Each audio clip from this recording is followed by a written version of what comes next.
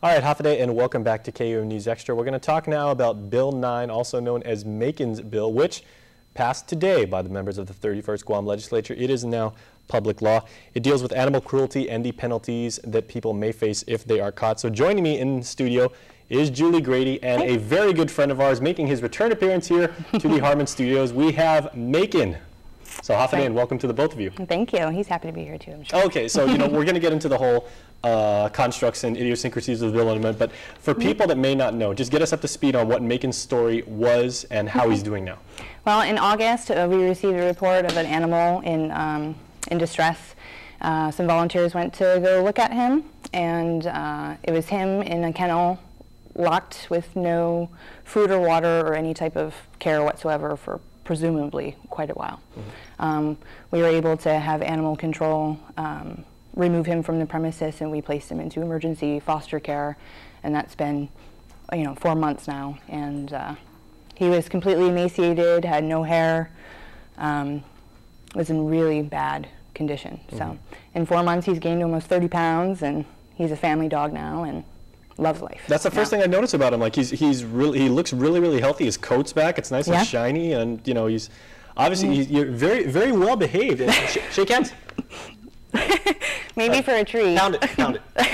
Okay, well, sorry. Should have brought some of my Scooby snacks or something. That's right. You do it for Scooby snacks. Okay, but that's a really there he is. So really good story about Macon while he's hanging out with me. So good to see that he's back on track, and he actually, and there he goes. He inspired the bill because it bears his name and everything. So what are some of the more telling points of what was formerly known as Bill 9 now? Well, they reviewed the previous animal cruelty laws that were in place before, and basically it was sort of a general, if anyone was convicted of animal cruelty, it was a misdemeanor, maybe a $50 fine, that kind of thing. And as far to my knowledge, nobody's ever been convicted of that before.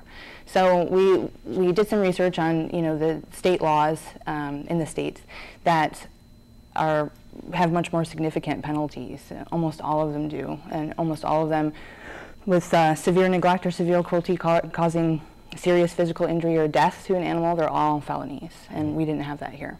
So we thought it was probably time to step it up and maybe take that on ourselves too here in Guam. Oh, okay. And of course, you are the shelter manager at GAIN, and GAIN, maybe in the last couple of years there were some controversies, and the organization probably admittedly had seen better days, and there were some political elements back and forth that people can find out if they go on our website. What is the latest with the organization right now, and how are you guys doing coming off that?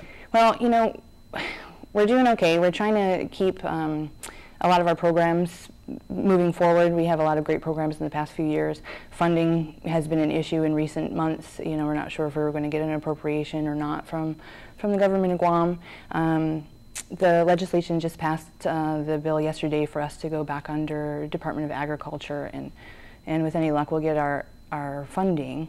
I mean, otherwise we're just working really hard to promote spay and neuters, help animals like this as best we can, and just keep moving forward.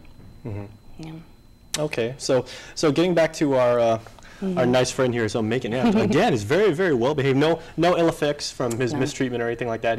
How is he with kids, and how is he with other animals? He's great. He's great. He lives at home with us with a couple other dogs, and we don't have children, but we do take him out in public a lot, and he loves children, and he loves people, and even cats he's all right with. They usually beat him up, but he's all right with cats. So he's just a well-rounded, really good dog. He's really well behaved and sweet.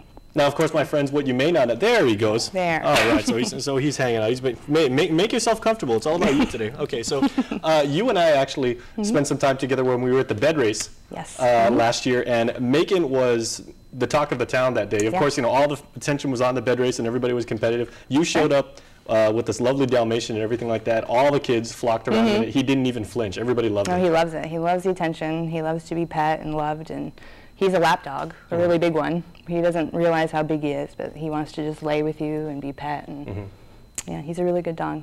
Okay, so maybe talk a little bit about the foster care of animals.